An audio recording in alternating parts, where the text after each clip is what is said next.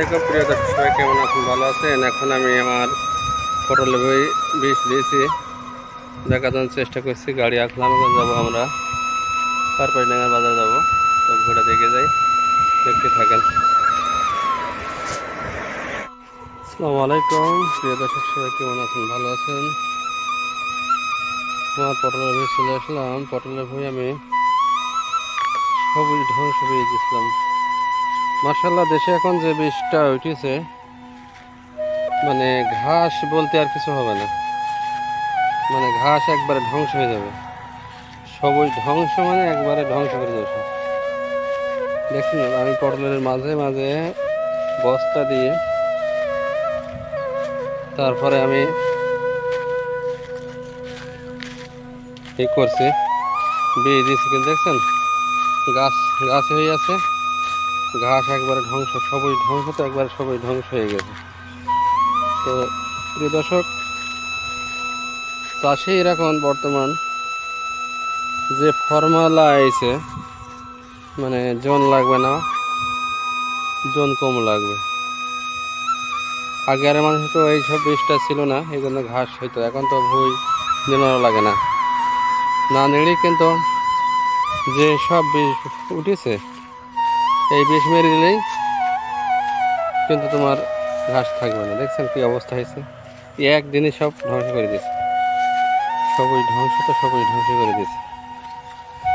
আমার এই পটলের চারা মার্শাল্লাহ ভালোই আছে। আমি এবার কালকে কোপাই দেব, কোপাই দিয়ে এটার বান করে দেব।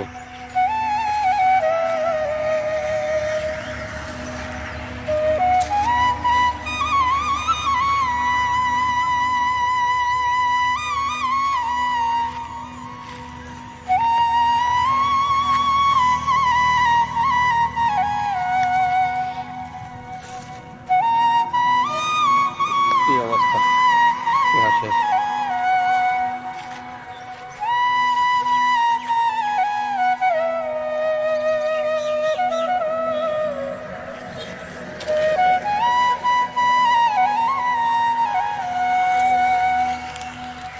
তো এই জায়গায় কয়টা নেই, সব জায়গায় চারা আছে।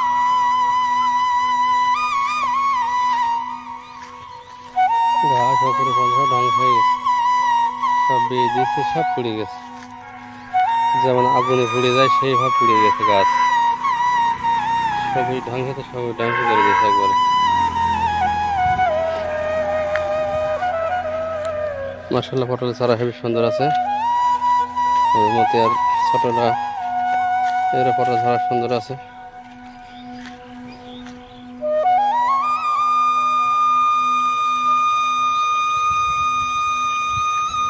এটা রোড হচ্ছে Mujibnagar to Darshana road, high road. ঘাস কিভাবে ধ্বংস হয়েছে দেখেন, সবুজ ধ্বংস, তো সবুজ ধ্বংস করে দিচ্ছে।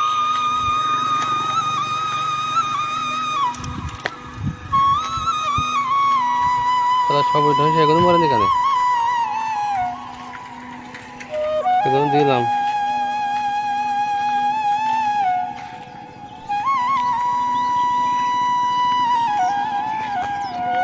সবাই ভালো থাকেন, আমি একটু যাবো বাজারে।